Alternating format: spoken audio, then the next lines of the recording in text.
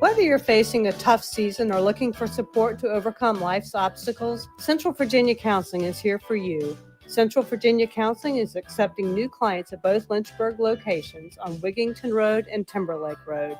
And telehealth is available anywhere in Virginia. Serving children, teens, and adults, our counselors are equipped with diverse skill sets to help you on your journey. For more information, visit us at centralvirginiacounseling.com.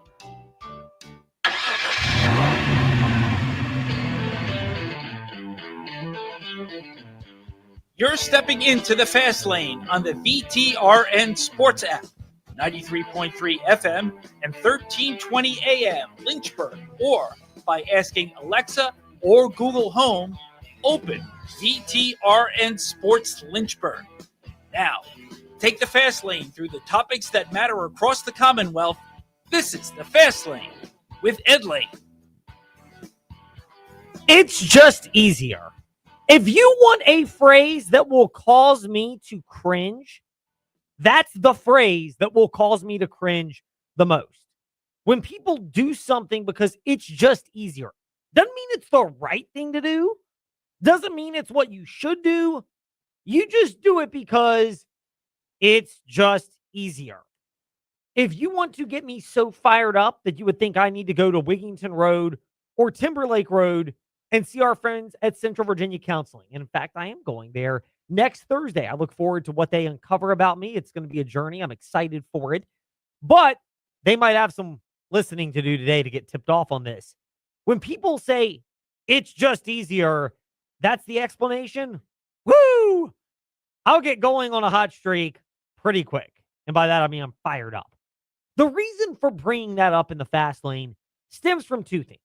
One, minor detour to start the fast lane. Time to take a detour in the fast lane. My wife is at a conference for real estate property management. She helps manage properties for Brownstone Properties, does a fantastic job for them, and it's great they help their employees continue to educate and learn about the latest ways to serve you. If you have properties investing and you'd like their services, visit them, 3720 Old Forest Road in Lynchburg. My wife will be back in town late this week, back in the office, certainly on Monday.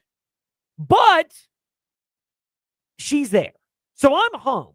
We spent a lot of money on a treadmill. And the best part about this is when things go wrong, they don't want you to call a number and speak to a person. It's just easier on their bank account if they find other ways. Scan the QR code, log on to the website, chat with a bot, whatever your supposed solution is.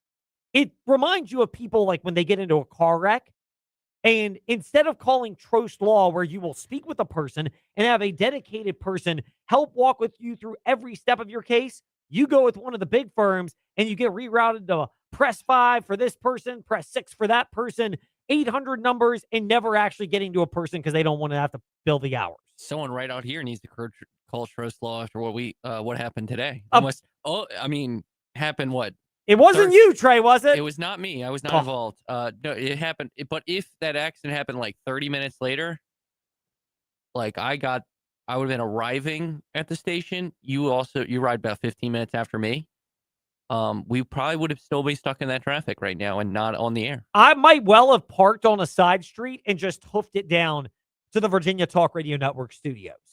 And it's been that kind of day. So anyway, the treadmill is not working. It's got this automatic reset button, and you can't press another button. And then the videos and all the other stuff for helping you reset doesn't work. And I keep insisting to my wife, you're going to have to call somebody and get them out. I know that's like her least favorite thing to do is, one, call people, but two, for either of us, and this is totally natural, having to divert your schedule.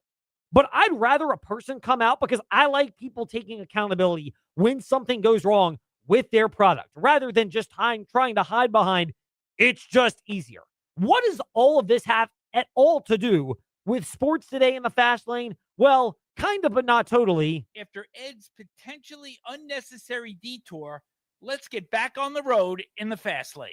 While I was dealing with said treadmill issue and remembering that, my plight is annoying and it's just easier, it got me thinking because I was listening to the Front Stretch Happy Hour podcast, and among the topics with Dalton Hopkins, he'll join us 5:25 today in the fast lane, as well as Mike Neff, Brian Nolan, and whoever their guest was. It's my mind's been too scrambled to remember who all was joining them. Were you behind the scenes producing that, by the way, Trey? Happy hour? Yes, last No. night.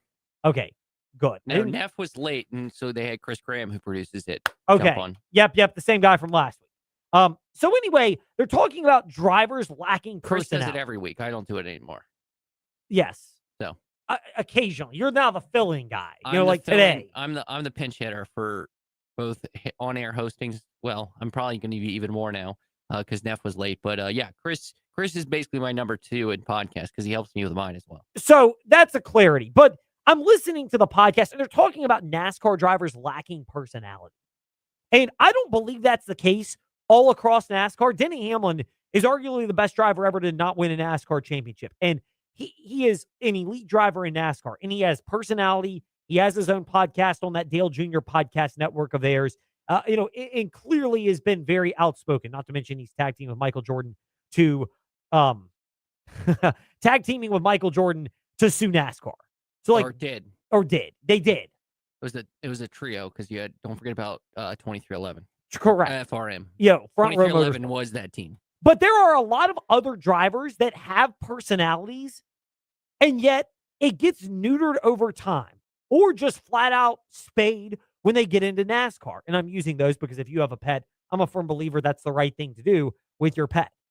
But NASCAR has that issue, and it's not the only reason why TV ratings have suffered for chunks of the NASCAR season. It's amazing. They were on Big Fox this past weekend. They were fantastic, almost 3 million viewers. But when they're off Big Fox, they can go below 2 million viewers because it's so convoluted with all the networks. Meanwhile, the CW, they're kicking butt and taking aims with their NASCAR Grand National Busch, whatever you want to call it, AAA series coverage, and they're regularly like 1.5 million viewers. It's fantastic. NASCAR does not need to overcomplicate it. It's not just that they have 5 network partners. It's that they really have like 7 partners because Fox and FS1 and NBC and USA split a chunk of those races. So that's 4 right there. TNT, Amazon Prime are also in the mix with NASCAR. So we're at 6 networks, if I recall correctly, when you factor in the 2 Fox properties, the 2 NBC properties, and then Amazon Prime and TNT. Yes. So we're at 6. That's way too complicated for a 36 race schedule. This one for this weekend, this one for the next. That's a problem. But so too are NASCAR driver personalities. And a big problem, I think, has always been involved in NASCAR has been the fact that you've got these, I'm going to use air quotes here, Team Snarky coming out, but PR consultants who always seem to want to make sure their drivers don't show personality or advise them against speaking when something controversial pops up. Never mind that Dale Earnhardt Jr. backed it up when he was a driver. Never mind that Denny Hamlin will back up what he's saying.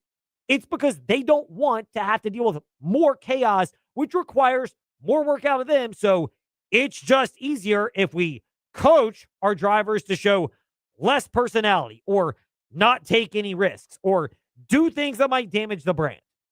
Have a level of trust and common sense with these drivers that they're not going to do really bad things. I get it. You're going to get your Kyle Larson with the N-word or Daniel Dye with the homophobic slur that pops up.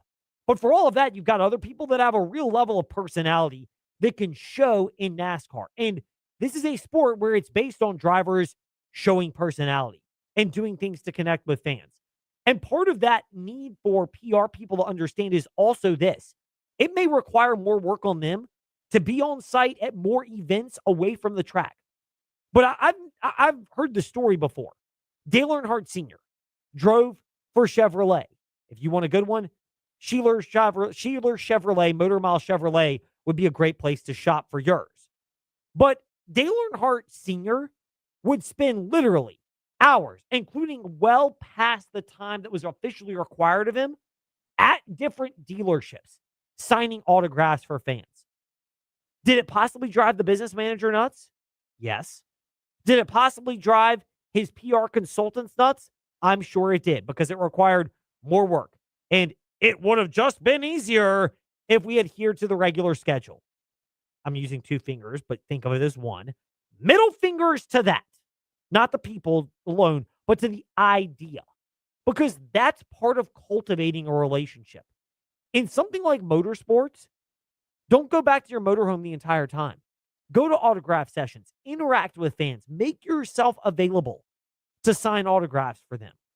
Don't be in such a rush all the time. I get it for sponsorship commitments, but do what Ryan Blaney did. He appeared at an auto parts store where I had to go to get oil for my mom's loaner car that she generously loaned me. He was there the Saturday before the NASCAR race at Martinsville. Go do that type of stuff. We've seen it with other drivers that have gone to home improvement stores or auto dealerships. This should be a regular thing everywhere you go in NASCAR, being a brand ambassador. It may not be a long time, but the more of that, the better. Even if it's just easier for PR people if it doesn't happen. Meanwhile, it's just easier for you to save if you shop at InsaneRadioDeals.com. So you might want to go ahead and do that. InsaneRadioDeals.com is the place to shop for Lynchburg Hillcats tickets with the food voucher. Speaking of food, if you've got the munchies well past 420 this past Monday, so many great options. Oliver's and 801 Raw Bar, the Yard on 5th Street, downtown Cairo, and much more. So shop 24/7 at InsaneRadioDeals.com. Now, other topics in.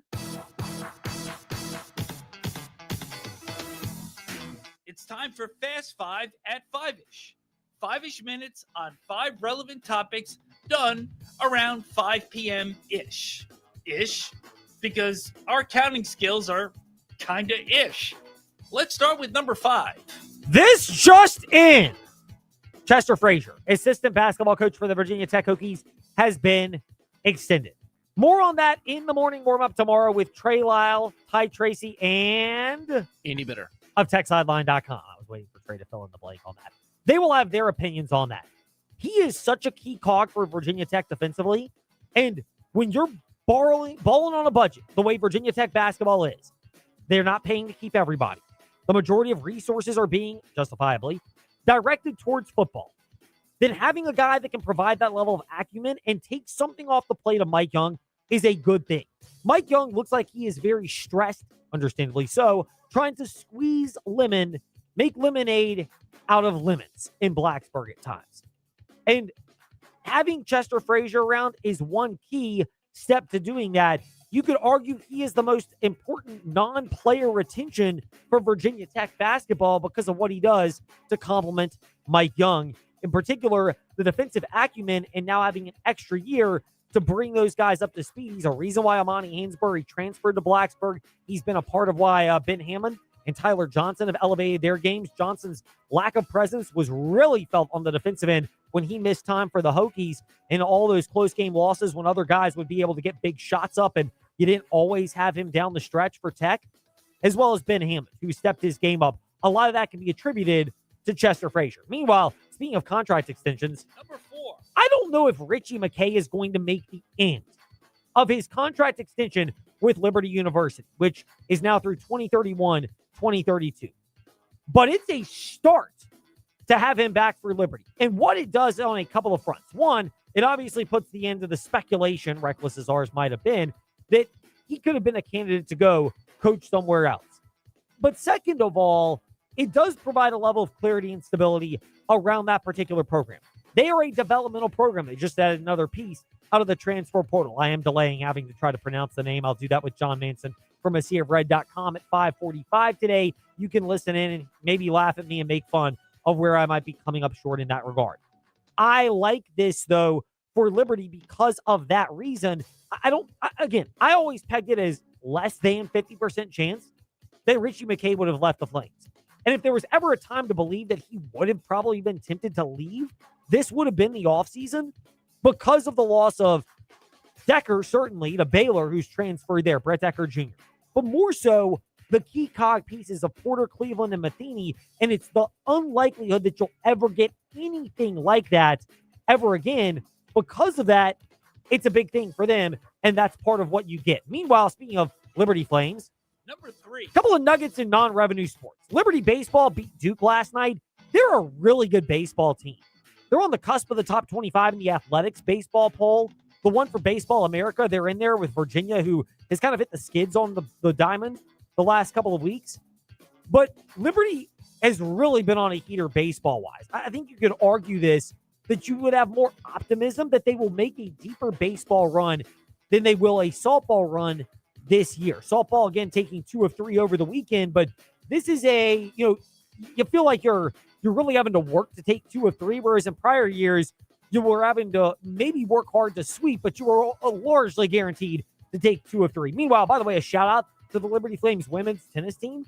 They won the championship as a 6 seed. 4-0 sweep over number 4 Delaware. They beat number 3 Kennesaw. They beat number 2 FIU, number 11 Missouri State. That's an impressive run for them. Doubles really paving the way for them in their improbable run to a Conference USA championship, which was pretty cool to see. Meanwhile, number 2.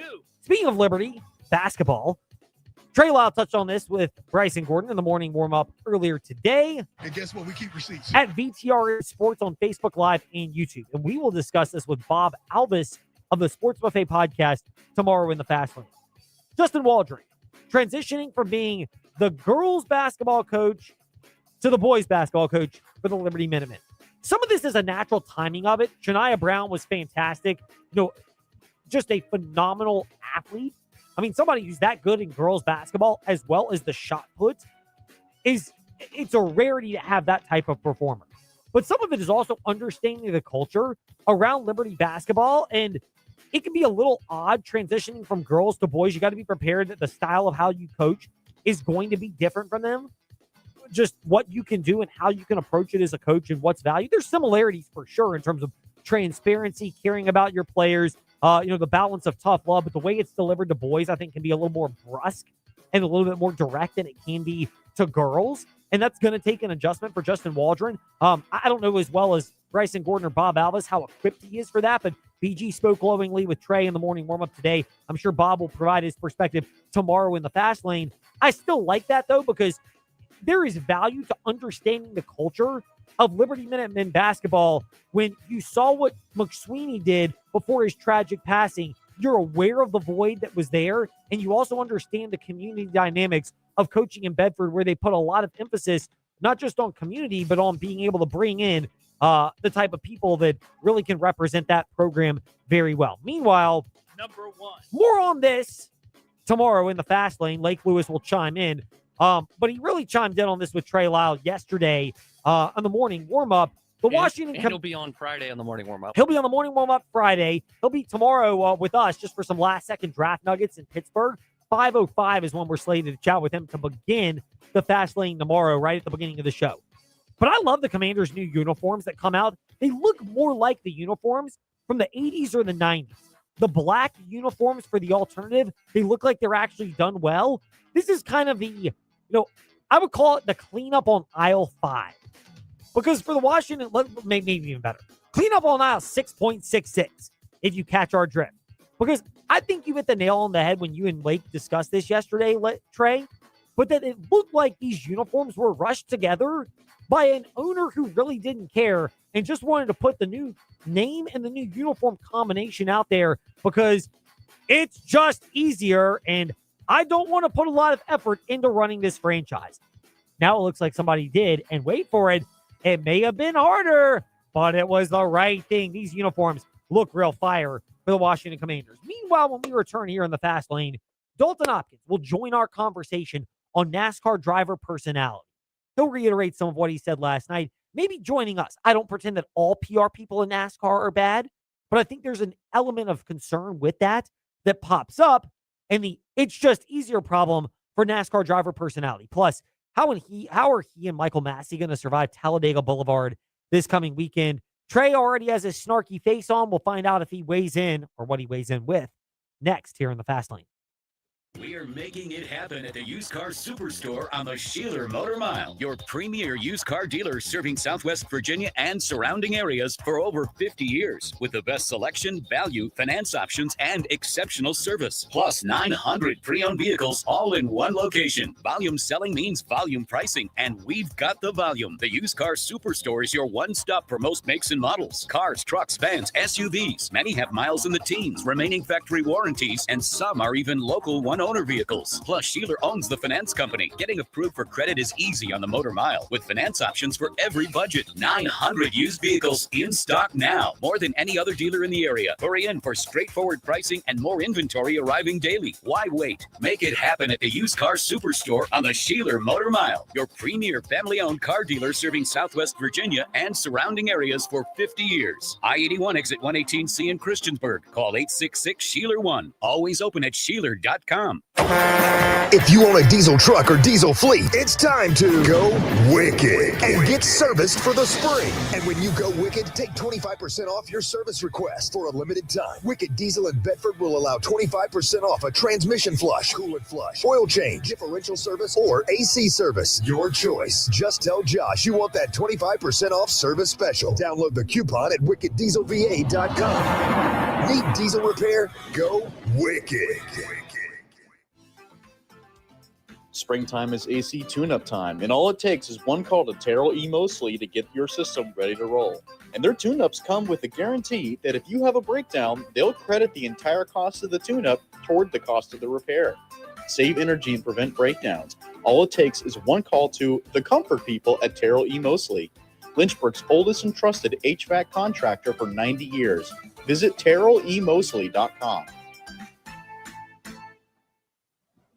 Hey, Hokie fans, are you still getting your Hokie sports news from other outlets, or even worse, the newspaper? Well, you're missing out. Tech Sideline has assembled the largest and most talented team to ever cover Virginia Tech athletics. If you want Hokie sports coverage that is second to none and will make you the smartest fan at the tailgate, subscribe to TechSideline.com for just $12 a month or $120 a year. Tech Sideline, all Hokie, all the time, period. Subscribe today at TechSideline.com. Hey gang, this is Bud Foster, former defensive coordinator for the Virginia Tech Hokies. You're listening to The Fast Lane with Ed Lane and Trey Lyle. Join the chat at Trey Lyle VT and Fast Lane Ed Lane on Facebook, Twitter, YouTube, and Instagram. It's been a day here in the Fast Lane, the Virginia Talk Radio Network. And now the man who was so wise as to toast to Ty Gibbs or pour one out in honor of Billy's Tequila on the latest Front Stretch Happy Hour podcast joins us now with a snarky little smile that we love and appreciate for Team Snarky, Dalton Hopkins of FrontStretch.com here in the Fast Lane. Dalton, we are so grateful to be speaking with you. Thank you for making time for us today. And I am truly honored that you were thinking of me last night and pouring one out for Ty Gibbs. And yes, to get my usher on here in the Fast Lane, once Ty Gibbs won his race at Bristol, and then I looked at the odds to win the NASCAR championship, I feel pretty good about this. He was 40-1. I'm not saying he'll win. Tyler Reddick is very much the deserved favored, but I could not resist visiting Temptation Island for that particular ticket.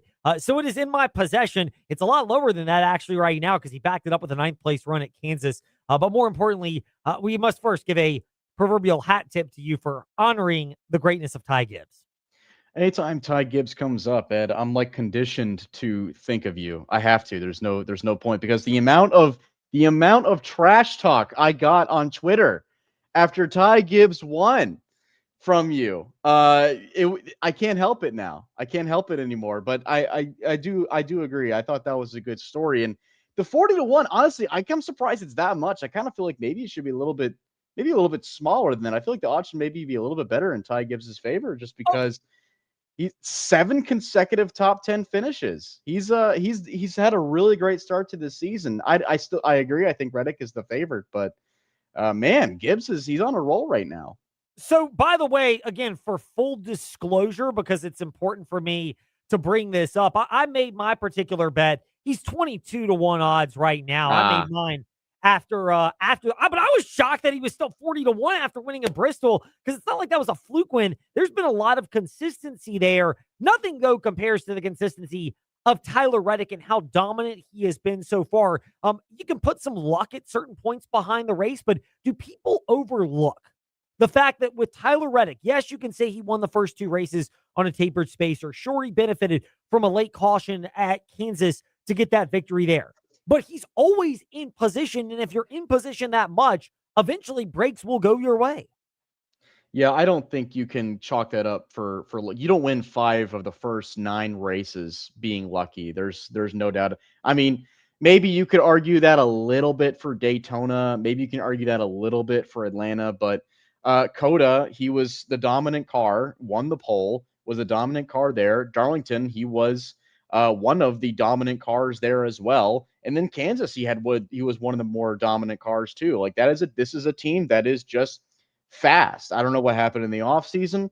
I don't know what has occurred in behind the doors of 2311. I have a feeling that maybe Michael Jordan got a little bit involved and said, "Hey, we got no wins for this 45 car last year. We got to change that." And then when Michael Jordan wants to change the game and get better, he does it, and they've done it.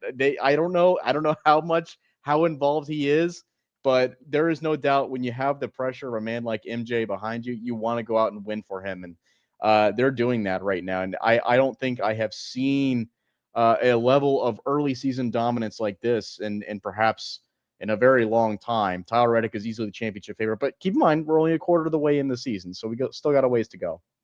Dalton Hopkins, frontstretch.com, with us here in the Fast Lane. Dalton, what value is there to NASCAR that Tyler Reddick and Bubba Wallace wins it would still be just as valuable? But when Michael Jordan's team wins, he's front and center. And you add on to that the interview he did with CBS Good Morning and what they did for that. The value NASCAR is getting at a time where there seem to be still not as many negative stories as the lawsuit, ironically for Michael Jordan last year, provided, but still trying to work their way through that and get back in the consistent good graces of fans. Yeah, well, I wish that would translate a little bit better into the ratings, just because. I mean, look at Bristol. Bristol was one of the lowest. Actually, I think it was the lowest non-rain delayed race on Big Fox in I can't remember if there was an actual date, but it was a long time. It was only 1.9 million. So, and this weekend it was a little bit more up, just because again it was on Big Fox, but also wasn't competing with the Masters. I digress.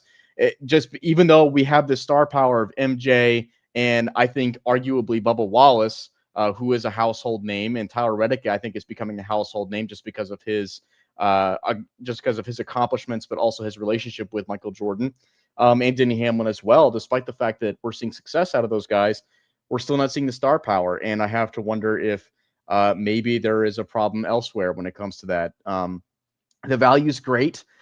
Seeing Tyler Reddick and Michael Jordan and Bubba Wallace and Denny Hamlin on CBS Good Morning is really cool. That's really awesome. But it's still not translating into higher ratings. So I'm starting to think Michael Jordan, we're going to need a little bit more than just Michael Jordan winning races if we're going to see an upswing. You opened Pandora's box for the second time in the last 24 hours, Dalton. I do that often. You know, it's okay. We all have to have moments where we just open up a Pandora's box and know that it's going to lead to something else, but we just can't help ourselves. You brought up the ratings part. Kansas was better than last year. It was also on Big Fox, not FS1. Mm-hmm. I know NASCAR took the money. Everybody does. It's hard to begrudge them. How much of NASCAR's ratings issue, we can get to the driver personality thing in a moment, but how much of it is the fact that you really have 6 networks? I know it's Fox, Fox, TNT, Prime, and NBC. But when you siphon Fox and FS1 and NBC and USA, that's 4. And then you've got Prime and TNT. It gets real convoluted, not for you and I, but for the casual NASCAR fan to figure out where you go to watch a race on any given weekend. Yeah, it does get a little bit. It's about the money. I mean, it does get a little bit diluted. When I thought it was simple when you had Fox and NBC, and it was either going to be on Fox or Fox Sports 1. And I misspoke earlier. Bristol last weekend was on Fox, or excuse me, Bristol was at Fox Sports 1. It wasn't on Fox, but I digress. I mean, that was it was on Fox or NBC, and then with NBC it was either NBC or NBC Sports or what is now USA. So now you have Prime, now you have TNT on top of all those other ones, and a lot of NASCAR fans don't have subscriptions to that. Oh, and by the way, we're not even talking about the O'Reilly series, which has CW. And some guys don't have CW. CW doesn't have a live stream. If you can't subscribe to a live stream with CW, which is frustrates the hell out of me, to be honest with you. But so I have to use my YouTube TV subscription to watch it. But regardless, yeah, it does get diluted, but it's all about the money and whatever the TV rating or whatever the TV networks say is going to go. And if they want to put it on, if NASCAR executives are getting a decent amount of money and they feel like this is the best deal they can get, then yeah, you're going to get 6 different channels to watch racing on. Sorry. And that's the world we live in now. Cable is kind of, I don't know. I don't want to say on the way out, but streaming is the future, and you got to get with the times, even if it's got to be while you're kicking and screaming. You referenced that particular element for NASCAR. Is there anything they can do with whether it's NBC with USA or Fox with FS1 to say, no, don't put us on these secondary channels and do no promotions where we're getting cast aside? Yeah, that gets a little bit difficult. I wish I could say, oh, well, and I have said this, and this is true, that, we do need a little bit more star power. There's no doubt about that. But that's a that's a double-edged sword. I mean, yeah, the drivers could do a little bit of a better job, but at the same time, they need more exposure. And I think the way that happens is you stop with these 5-race sponsorship deals. I mean, to this day, if I look at the Home Depot, I think of Tony Stewart. If I look at a can of Budweiser, I think of Dale Earnhardt Jr. And even though he hasn't been in a Budweiser car in NASCAR since 2007, it's been a long time. But I still think of that because that's how close, that's how of a big deal those brands were, because he was in a Budweiser car the entire season. Tony Stewart was in a Home Depot car the entire season. Jimmy Johnson was in a Lowe's car the entire season. Now, look at the sport's biggest drivers. Look at Chase Elliott. He's in the Napa car. I don't know how many races, but it's not the whole season. I would say maybe half. And then he's sponsored by Prime here, sponsored by UniFirst here. Look at Alex Bowman. For some reason, he's got a full brand sponsorship. So when I look at Ally Bank, I think of Alex Bowman. But his teammate, William Byron, who is arguably more successful, he's sponsored by Exalta here, sponsored by Liberty University here, sponsored by Valvoline here and there. It's diluted. And so I don't have that identity brand with the driver. And so as a result, you're not going to think of them as often. You don't see them on commercials anymore. They don't have that exposure to the outside world. And the only time they do is when you have a team owned by Michael freaking Jordan. And that's what it takes nowadays. All right. I have been on this before. I'll go on this again, and I will repeat myself on a Front Stretch Happy Hour podcast if you bring me back on and it is something I can remember in the midst of trying to be a parent and whatever else life is throwing my way, which is a lot at certain times. I'm blessed by God to still be here, but I don't handle it as well as I should. Full confession. How much of this is also PR driven? I have gone for years on this diatribe. I'm gonna curse in my own words. It's just easier. I beeped it out because I cannot stand that phrase. But how much of that phrase, the "it's just easier" phrase, drives the PR people to the point where they neuter the personalities of drivers because backlash is something they don't want to deal with, or being out at more events, whether it's video shoots for commercials, whether it's sponsor events on the weekends, they don't want to deal with it. So they don't embrace it because it requires more work on them. And they go that cringeworthy route, which every business should flesh out of. It's just easier as code for you should be fired if that's your mindset. It's just easier, and there's less risk involved. There's less risk in being the everyman and being the hi, how are you? Hey, how you doing? Being the normal vanilla person of when they climb out of the car. Thanks to the guys back at the shop. Thanks to insert whatever sponsor we have this week here. Thanks to the insert manufacturer here. So on and so forth. And yeah, good day. Move on to the next. For God's sake, you have to talk. You have to talk. I'm sorry. Like, if you're gonna be, if you want to be recognized like Tony Stewart, if you want to be recognized like Dale Earnhardt Jr., you have to. Maybe you got to get out there a little bit. And yeah, it is safer to be PR trained and to just just go in the car and just drive. And then you don't have to worry about media. Just be as vanilla as you possibly can be. It's a lot easier to do that. But at the same time, you look at guys like Kyle Busch.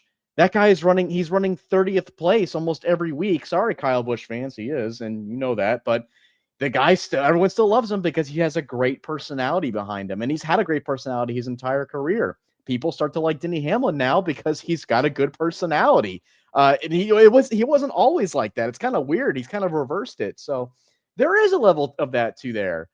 You have to have a little bit of personality. You have to be outgoing. And I know that shouldn't be their entire job, but for God's sake, if you're going to attract sponsors, if you're going to attract media, and you want to be perceived as a good guy or as an interesting person as a whole and have stories written about you, you got to be interesting. And case in point, Ed, sorry, I got to bring him up, but Ty Gibbs, no one talked about him. No one ever wrote anything about him because he didn't want to talk to media. He didn't like it. And it was very obvious he didn't like it. And as a result, he had this negative persona made about him, even if he isn't a negative person. I know he's not, but people think of it that way. And that's what matters. You have to be interesting. And unfortunately, some of these guys, they get PR trained and PR just tells them, hey, shut up. Just say this and this and this. Don't be interesting.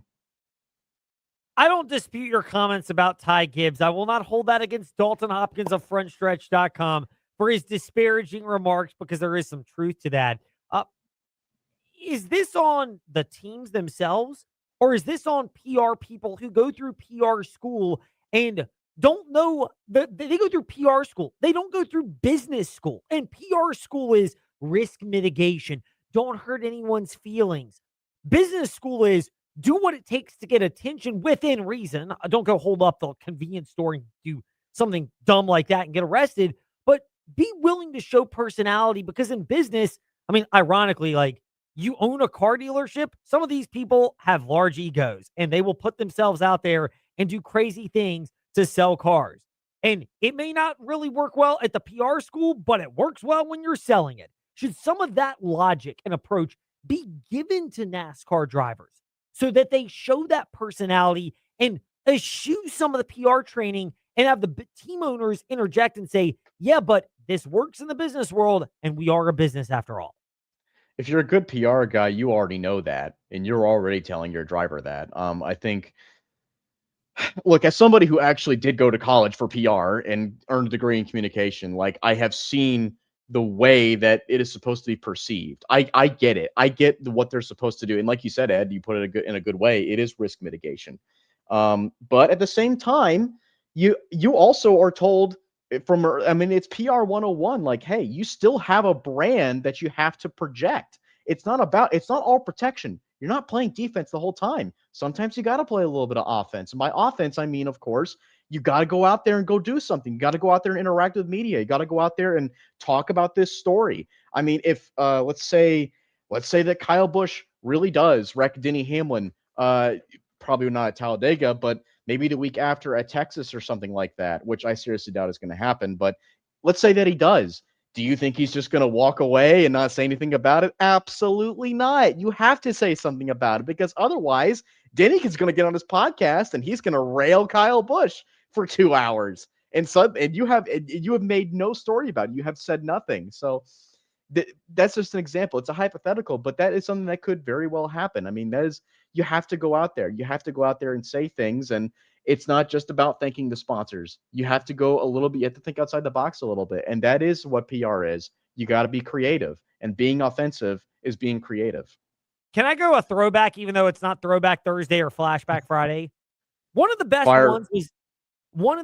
ones, Dalton Hopkins, was that Dale Earnhardt Sr. was notorious for sticking around at dealerships well afterwards. Don't know if he was ever at Motor Mile Chevrolet. You can get your Chevrolet at Sheeler.com. Got to get our plug in, of course, in the fast lane. But, Dale Earnhardt Sr. was notorious for sticking around well afterwards. In this day and age, I can imagine that might cause some PR experts to quit. But the reality is that's smart business, and it builds the allegiance of your fan base, even if it's not just easier to do that. How much is that something that needs to be encouraged, where drivers are out more? They're not afraid to stick around longer. And if it drives your handler nuts because he or she has to stick around past prime hours, then go get a different job. Go work in a 9-to-5 world, because you're in NASCAR, where if you're as creative as you want to be in a PR position, understand it's not a traditional 9-to-5. Yeah, I don't know any kind of PR person that would not relish at that opportunity. I think if honestly, look, let me put it this, like if I was a Hendrick, or if I was a team owner, let's say, and I saw a PR person see if I saw my driver doing something like that, or see something, another thing that actually happened, like first one that comes to mind is Noah Gragson, who goes out and shotguns beers with race fans, and things like that. I mean, if I saw him doing that and my PR guy was like, oh, I don't want to do this anymore because he's taking too long, and I don't want to do this anymore because he's out here interacting with the fans. Sorry, buddy, you're fired. Get out of here. Like that. Yes, that is important. If your driver is going to go do something like that, is going to go build his brand, and you don't want to be a part of it because either A, it's too risky, or you think it's too risky, or B, you're too lazy and you don't want to put in the effort, you want to put in the hours. Get out of here. You don't belong. You do not work for me. Now, I don't think there's a whole lot of PR people in NASCAR that are like that. I really don't. I mean, despite what I have said, a lot of them I do feel like are trying to do the best job they possibly can. It is a tough business. It is a tough business model they're in right now. It's just, I do feel like that sometimes, they want, these drivers don't want to say anything, or if they don't want to say anything, and the PR guy's like, hey man, like, they just agree with him. They say, yeah, okay, you don't say anything then. It's like, well, okay, but at the same time, if you don't say anything, like let's say if you wreck somebody, you don't say anything, like you're going to be painted as the bad guy because you're not telling your own side of the story, especially if you don't talk to media, because then media is not going to tell your side of the story. That's how it works. If you don't say anything, you're not going to get any coverage at all. And then sponsors aren't going to see you. And if sponsors don't see you, then why do they care about you? Why would they invest money into the sport? We'll tie it all up evenly with Dalton Hopkins of FrontStretch.com. They'll have Through the Gears to preview the betting angle of Talladega this weekend. Do so at your own risk. It's a challenge to bet on Talladega. Trey Lyle will have Bringing the Heat tomorrow to help preview that race. I don't know who his guest is going to be. We'll have Kyle Petty's interview and Steven Stump join me. Awesome. Thank you for that, Trey. So we'll let them take care of that. We'll tie this all up. How much could the Cup Series learn from the Xfinity Series? You mentioned Noah Gragson. Feels like the personality kind of got neutered when he went from Xfinity up to Cup Series. But the drivers in the Xfinity, they've got personality. They're on one TV network, by the way. And if people poo-poo on the CW, dude, they're pulling like a $1.5 for a AAA series on the CW. Like, if NASCAR were on there, they might consistently be getting 4 to 5 million viewers, even if it's unconventional, because that network is hitting it out of the park. Should the Cup Series look at the Xfinity structure and go, maybe we should adapt some things here? Yeah, like the car. Well, that helps. Yeah, I think that would definitely help for sure. Look, I think I think that I will agree with that to an extent. I do feel like some of the bigger team, the neutering, as you put it, I won't put it, but I'll agree. You can blame me for the way those I words. will. Yeah, no, I'll agree with it. The neutering, as you put it, I feel like it happens around that level. I don't feel like it happens at Cup, but I do feel like it probably starts around there. You look at some of these guys that are in the O'Reilly series. Now, I think I've been calling it Xfinity, the O'Reilly series now. Like, you think of some of these guys that are in there, and they're kind of already there. But at the same time, like some of the smaller teams, first one that comes to mind is like Ryan Sieg. I mean, he's come out and been very personable in the past. Jeremy Clement, some of these Tommy Joe Martins, who goes out and smokes cigars in the garage area, which I'm pretty sure you can't do, but he will do it if that team gets the top 10. Like, that's, first off, not only is that personality, but it's also, he doesn't have to worry about multi-million-dollar sponsorships. He doesn't have to worry about pissing off sponsors, just because that's a small team. He doesn't have to worry about an example of Chase Elliott. He doesn't have to worry about pissing off Napa Auto Parts. He doesn't have to worry about making DeWalt Power Tools upset or something like that. He doesn't have to worry about Bass Pro Shops. Like, he's just got to worry about Mom and Pop's Bakery down the street, or whatever sponsorships he's got this week or something. But I digress. I mean, those guys, they don't have that much money to worry about. I mean, they still got to worry about the race teams, but at the same time, like they're still just mom and pop race shops, and that corporate level, that corporate business hasn't been beaten into them yet because they still feel like it's still part of their home. It's still part of their own race shop, and that they own, and they run everything, and they know everybody's first name, and they only have, let's say, 10 employees work full time instead of the 150 that they have over at Joe Gibbs and Hendrick Motorsports. I mean, that is just it's more personal. And when you have something like that, when you take the corporate out of it, that's when you get a little bit more personality into it. And I feel like we forgot how to blur that line a long time ago because it wasn't always like that. It used to be a little bit more fun. He has plenty of personality, and he's shown it off today here in the fast lane. Dalton Hopkins of frontstretch.com. Dalton, thank you for sharing that with us today. We are grateful as always, and we look forward to whenever we get to chat again. And we send prayers for you and Michael Massey and those around you on Talladega Boulevard for surviving whatever carnage you might inflict on them. Oh, man. Yeah. Look out. Hopefully I don't post anything on social media or anything like that, anything stupid. I'm probably gonna turn my phone off that night. It's gonna be fun.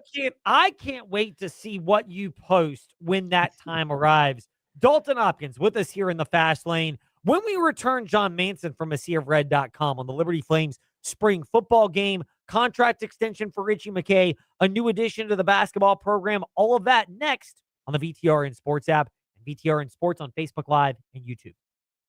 Don't miss the declaration of deals during our spring clearance at Magic City Chrysler Dodge Jeep Ram. Buy now with big incentives or low financing, or we'll pay your state sales tax. Your choice. Plus no payments for 90 days. Don't miss the savings, like $6,500 off MSRP on a new Jeep Grand Cherokee. Plus no payments for 90 days at Magic City Chrysler Dodge Jeep Ram, 1750 Independence Boulevard in Bedford. MagicCityBedford.com. Stock number BT12821 with approved credit. See dealer for details. Ends 4/30/26. Hi, Gary the Third here, and I'm excited to say spring has arrived at Gary's Garden Center with great plants and a great selection. Gary's has seasonal color flowers along with vegetables, 60-plus varieties of herbs, perennial flowers, and much more. With friendly service and great advice, we are always happy to answer your questions. Visit Gary's Garden Center at 794 Leesville Road for all your lawn and garden needs. Stop by, say hi, and take a look around. Plenty of large insurance companies know something. If you're injured in an auto accident, it can feel overwhelming. They've defended themselves in thousands of personal injury cases while you've never been there. Thankfully, I have. Hi, I'm Dustin Rosser with Trost Law. I began my legal career defending insurance companies before joining Trost Law. I know how insurance companies think and how to navigate the complex legal system. So if you're injured and need someone to fight for you, just call me at 777-HURT and visit trustlaw.com. Midday I can hunger hitting you hard? recommend, Swing but by not Macadoo's for our $8.95 weekday lunch specials. Whether you're craving a classic crunch or something fresh, we've got you covered. Chicken tender basket featuring crispy golden tenders served with fries. The Macadoo's Chef Salad, a healthy, loaded favorite that will hit the spot. Hit back against your lunchtime hunger at Macadoo's with eats that won't break the bank. It's time to share, break that ball. Just to be there, the only one. Just to be there at Macadoo's. We'll see you at the Do's.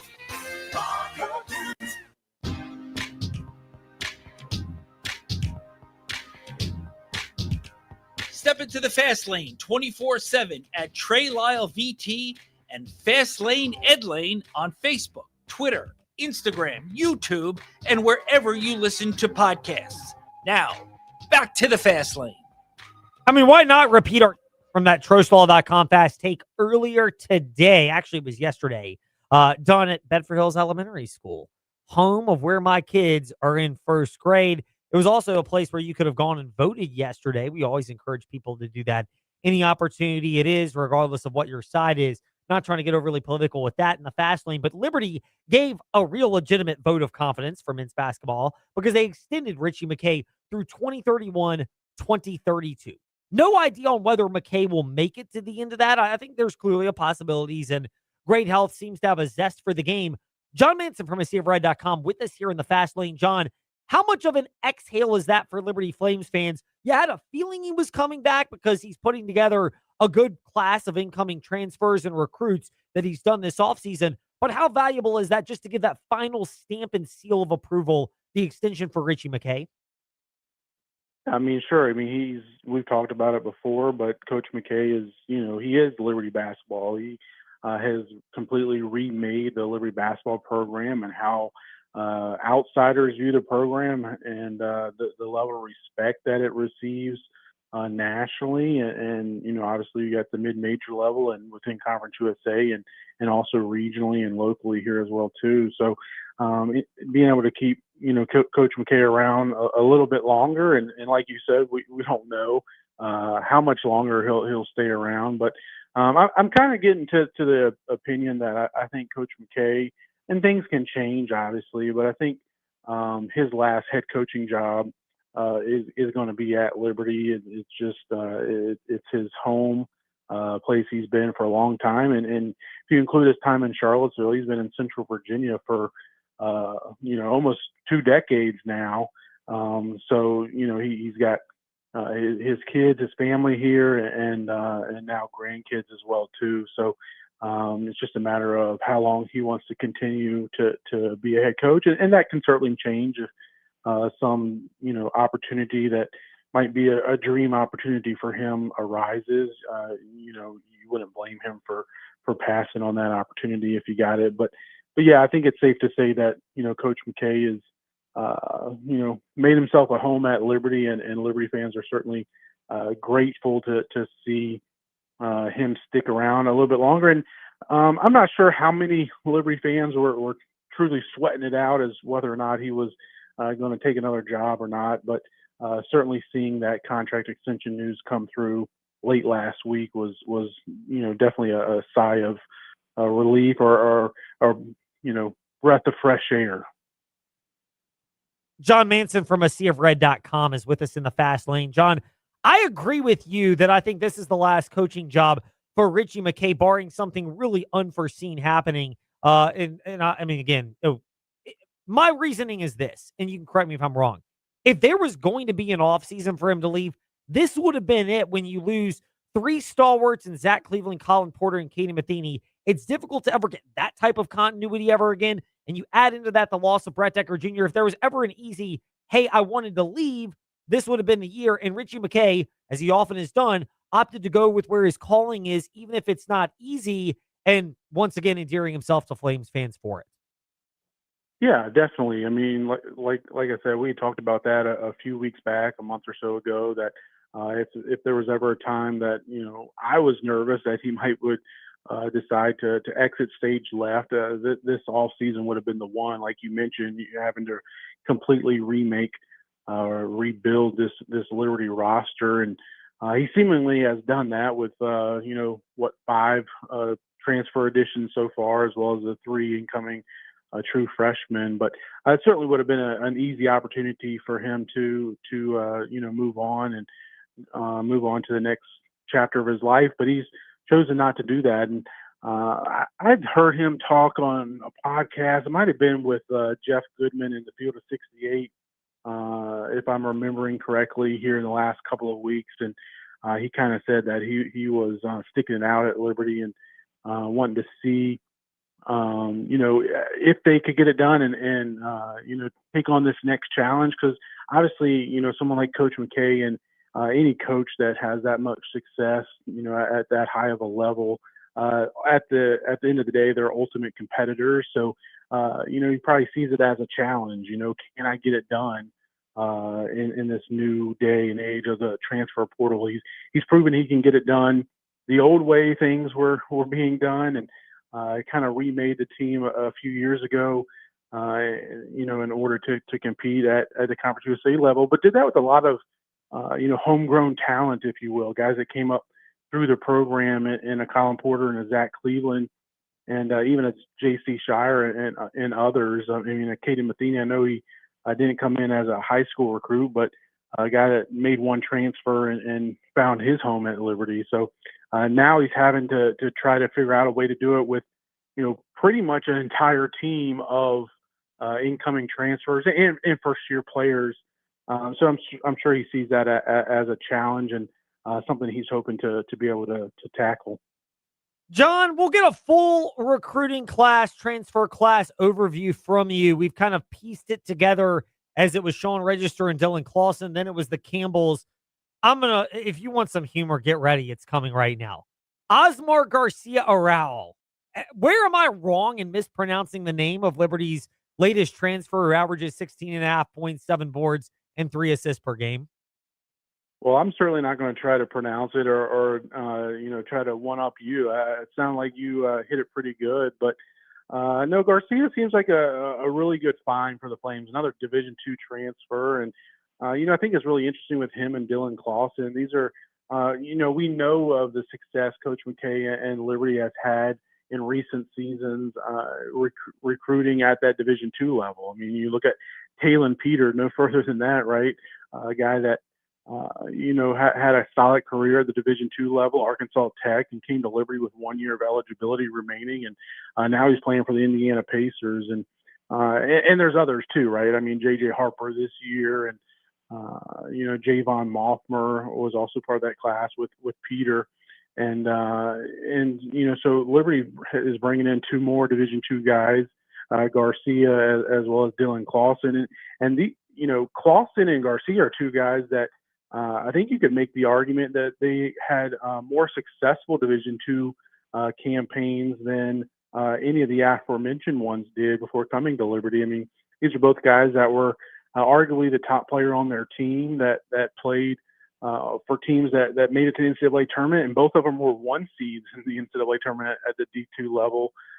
Clausen got injured there late in his season before his team Washburn got upset in the first round of the tournament, and then Garcia's team also got upset early as well too. But both of them were nationally ranked teams and put up a lot of points and some really good numbers. And it'll be interesting. You watch.